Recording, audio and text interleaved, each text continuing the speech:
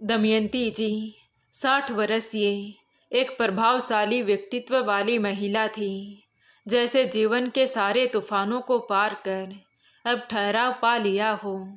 कभी वही आंखें थीं जो बरसों पहले अपने पति राम किशन जी के कंधे पर सर रखकर सपना देखा करती थी, एक छोटे प्यारे से घर का हंसी खुशी जीवन गुजारने का। आज एक प्रभावशाली व्यक्तित्व के साथ लोगों के सामने एक शपथ लेकर खड़ी थी। दमयंती जी की शादी राम किशन जी से हुई थी, जो एक आर्मी ऑफिसर थे। उनका जीवन बड़ा खुशहाल पूर्वक बीत रहा था। उनके यहाँ एक बेटे का जन्म हुआ तो दमयंती जी बहुत खुश थी, जैसे दुनिया की सारी खुशियाँ उनके कदमों में आ गिरी हों। लेकिन किस्मत को कुछ और ही मंजूर था। जब उनका बेटा शिवम 4 साल का हुआ तो दमयंती जी के पति राम किशन जी आर्मी में शहीद हो गए।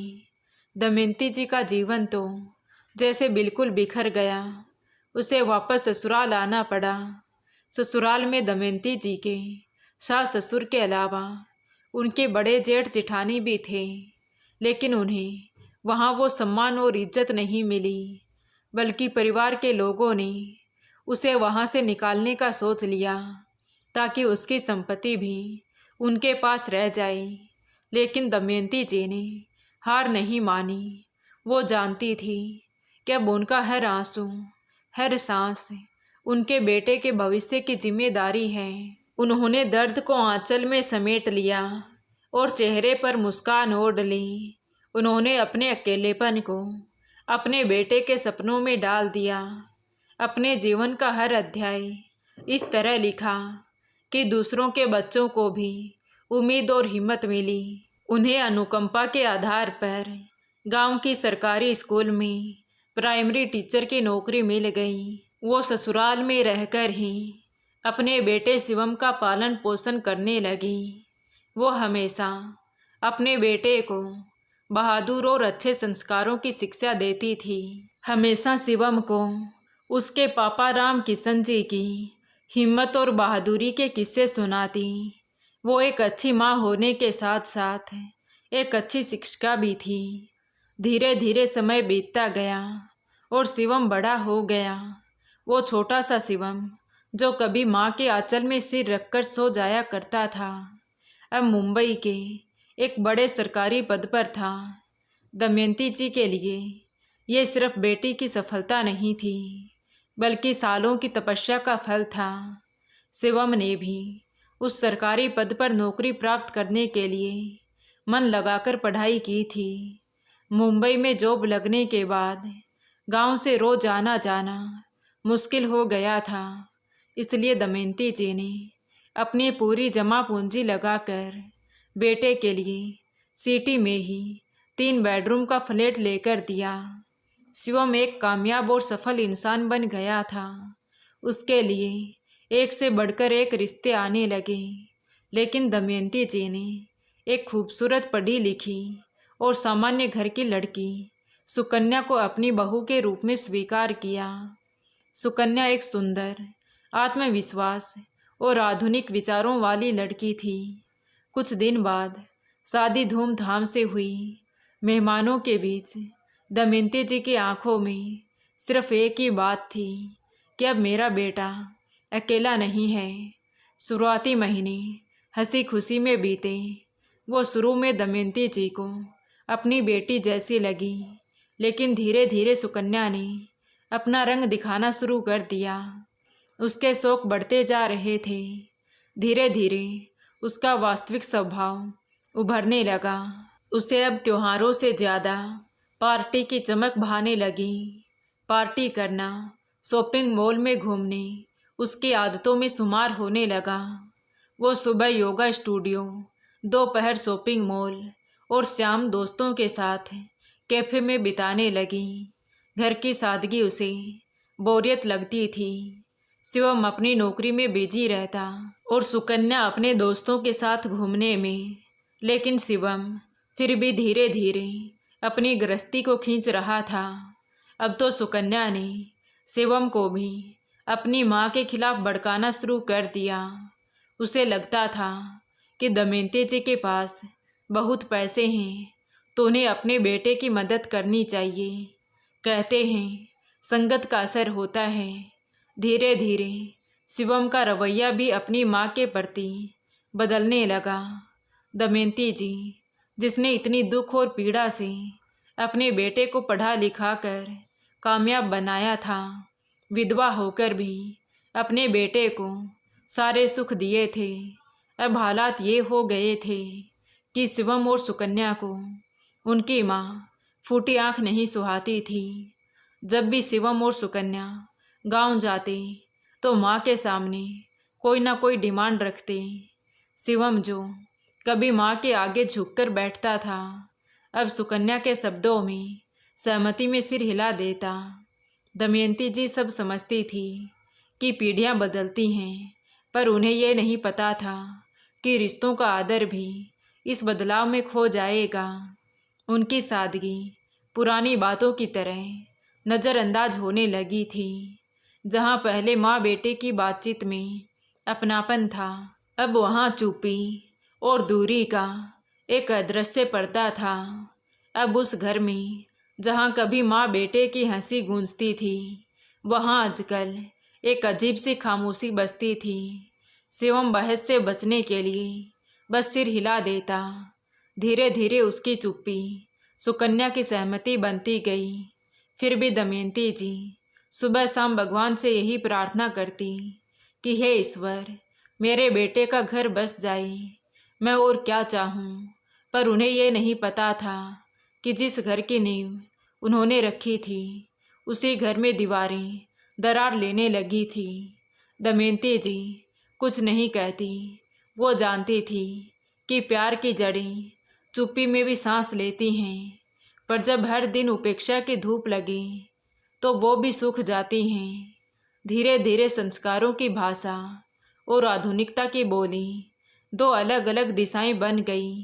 शिवम बीच में था और हर बार वो वही दिशा चुनता जहाँ शोर ज़्यादा था पर सच्चाई कम।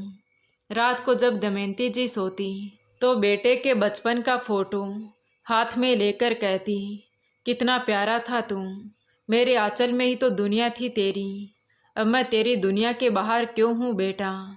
और उस सवाल का जवाब हर रात उनकी आंखों के कोनों से चुपचाप टपक पड़ता। साल भर से दमयंती जी उस दिन का इंतजार कर रही थी। दिवाली, जब घर आंगन दियों से जगमगाता है और परिवार एक साथ बैठकर मिठाइयाँ बांटता है। उन्होंने सोचा था कि इस बार शिवम और सुकन्या के साथ त्यौहार मनाऊंगी, बेटे के घर में दिए जलाऊंगी, लक्ष्मी पूजन करूंगी। आखिर माँ का मन भी तो अपने बच्चों के बीच उजाला ढूंढता है। ये सब सोचते हुए दमयंती जी सुबह सुबह ट्रेन से उतरी। थैले में कुछ अपने हाथ की बनी मिठाइयाँ थी, बेसन के लड्डू जो शिवम को बचपन से ही बहुत पसंद थे। कुछ देर बाद बेटे के उस आलीशान फ्लैट के दरवाजे पर पहुंची तो सुकन्या ने दरवाज़ा खोला। चेहरे पर औपचारिक मुस्कान, पर आंखों में कोई चमक नहीं थी। अरे मम्मी जी, आप आ गई, पर बताया क्यों नहीं। बहू के स्वर में भले ही मिठास था मगर मन में झिझक थी। तभी दमयंती जी मुस्कुराकर बोली, मैंने सोचा कि तुम्हें सरप्राइज़ दूं, बेटा बहू के साथ दिवाली मनाऊंगी। कहते हुए वो अंदर आ गई। अंदर आई तो देखा बैठक में पहले से ही दो मेहमान बैठे थे। सुकन्या के माता पिता। सजे हुए कमरे में ढेरों उपहार, मोमबत्ती की खुशबू फैली थी, पर माँ के लिए जगह नहीं थी। थोड़ी देर बाद सुकन्या बोली, मम्मी जी देखिए ना, तीनों बेडरूम तो फुल हैं। एक में हम हैं, दूसरे में मम्मी पापा और तीसरे में होम थिएटर है। इसलिए आपको हॉल में ही एडजस्ट करना पड़ेगा। हमने फोल्डिंग लगवा दी है। उसके शब्द हवा में ऐसे गिरे जैसे किसी ने उनके सम्मान पर मिट्टी डाल दी हो। दमयंती जी कुछ पल तक खामोश रही, फिर मुस्कुराने की कोशिश की, पर होठ कांप रहे थे। उन्होंने कहा, ठीक है बहू, कोई बात नहीं, मैं यही ठीक हूँ। हॉल भी तो घर का हिस्सा है, लेकिन भीतर कुछ टूट गया था। वो फोल्डिंग पर बैठी, जहाँ पहले से रखे सजावटी कुशन अब उन्हें परायपन का एहसास करा रहे थे। रात को शिवम दिए जला रहा था और सुकन्या अपनी माँ के साथ सेल्फी ले रही थी, पर यह कोई नहीं देख पाया कि इस कमरे के कोने में एक माँ का दीपक बिना तेल के बुझता जा रहा है। दमयंती जी ने बेटे की ओर देखा। वो मुस्कुरा रहा था, पर उसकी मुस्कान में माँ की जगह अब समाज का दिखावा था। थोड़ी देर बाद जब पूजा शुरू हुई तो सुकन्या ने अपनी माँ को आगे बिठाया। दमयंती जी पीछे ही रह गई। वो सोचती रही कि जिस घर की हर ईंट में मेरा पसीना है, आज उसी घर में मेरे लिए कोना भी छोटा पड़ गया। धीरे से आंखों में आंसू छलक पड़े। दियों की रोशनी में वो ऐसे चमक रहे थे जैसे कोई बुझता हुआ दीपक आखिरी बार टिमटिमा रहा हो। रात ढली तो सब अपने अपने कमरे में चले गए। हॉल में बस दमयंती जी थी। छत की ओर देखते हुए उन्होंने मन ही मन कहा, जिसे उजाला देने के लिए जलाई थी वही दीपक अब मेरी आंखें जला रहा है। रात की नींद तो जैसे उनकी आंखों से कोसों दूर चली गई थी। दियों की झिलमिलाहट के बीच वो सारी रात सोचती रही, कहाँ गलती हुई। क्या यही था उस बेटे का प्रेम जिसके लिए उन्होंने अपना सब कुछ न्योछावर कर दिया था। अगले दिन सुबह हुई। सुकन्या अपनी माँ के साथ चाय पी रही थी। शिवम लैपटॉप पर ऑफिस की फाइलें देख रहा था। दमयंती जी धीरे से उसके पास आकर बैठ गई। चेहरे पर शांति थी, पर भीतर से ज्वाला सुलग रही थी। उन्होंने बहुत सख्त लहजे में कहा, बेटा, तुम्हें इस घर की असली कीमत कभी समझ ही नहीं आई। यह सुनकर शिवम ने चौंक कर देखा। क्या मतलब है माँ? दमयंती जी की आवाज़ अब दृढ़ थी। जिस जमीन को बेचकर ये फ्लैट खरीदा था वो तुम्हारे पिता की मेहनत की पहचान थी। मैंने अपने हिस्से का हक भी तुम्हारे नाम कर दिया था, ये सोचकर कि तुम मेरा मान रखोगे। लेकिन आज समझ आया बेटा कि माँ का सम्मान अगर बेटे की दया पर टिका हो तो वो सम्मान नहीं, अपमान होता है। कमरे में सन्नाटा छा गया। सुकन्या और उसके माता पिता झेप गए। शिवम कुछ कहना चाहता था, पर शब्द गले में ही अटक गए। दमयंती जी ने अपना बैग उठाया, सिर्फ वही थैला जिसमें बेसन के लड्डू रखे थे।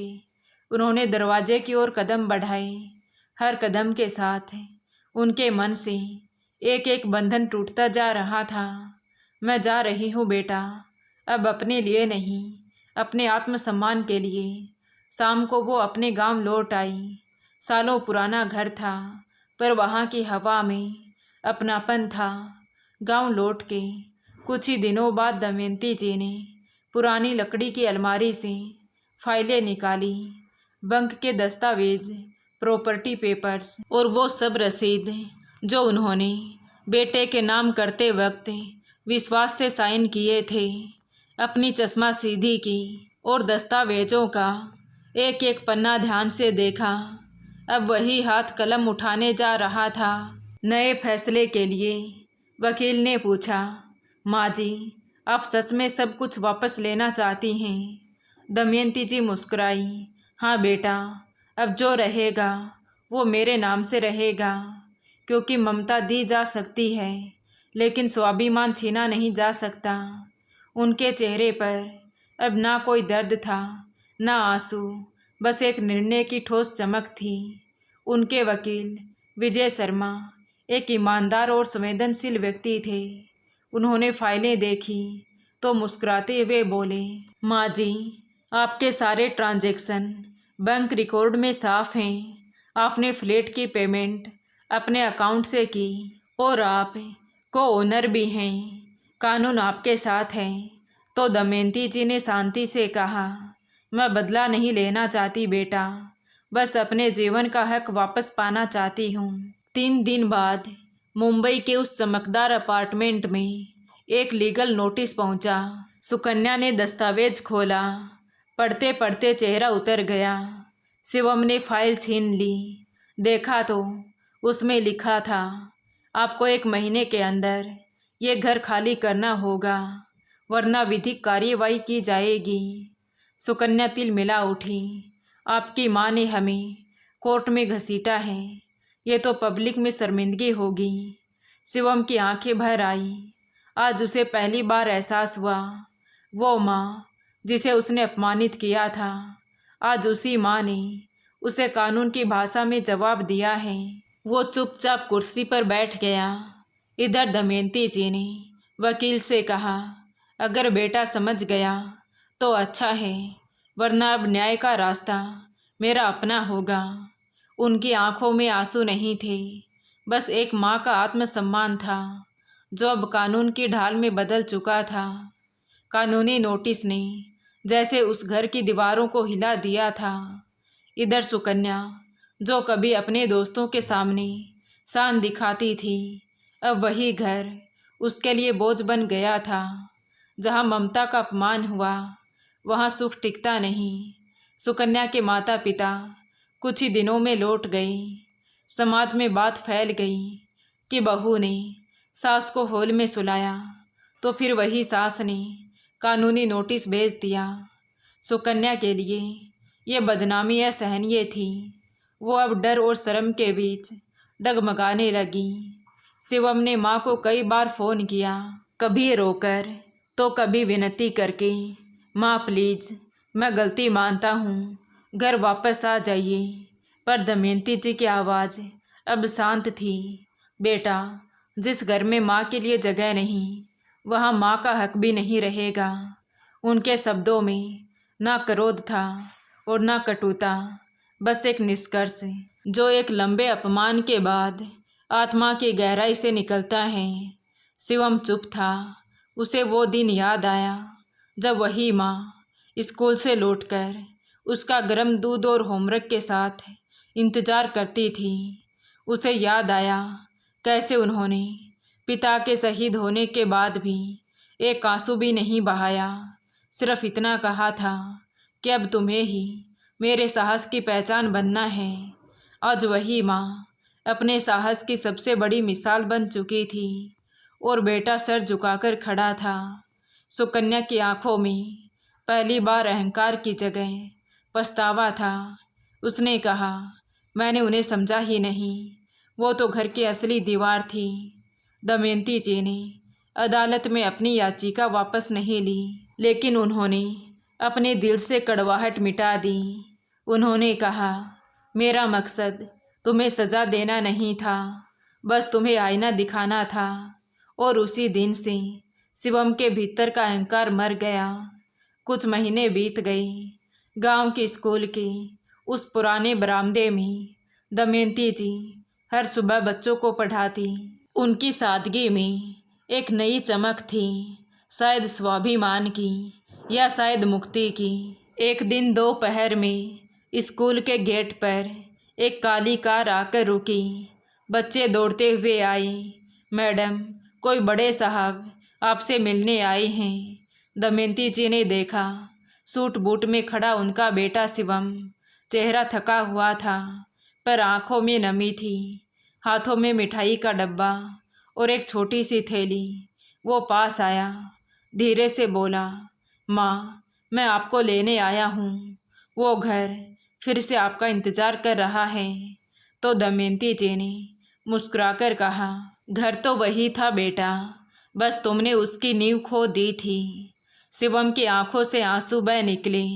माँ, मैंने सब खो दिया, अपनी शांति, अपना सम्मान और सबसे बड़ी बात आपका विश्वास है।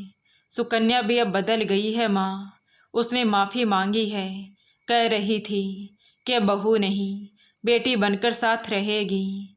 दमयंती जी कुछ पल तक चुप रही, फिर धीरे से बोली, जो अपने अहंकार को हर लेता है वही असली विजेता होता है बेटा।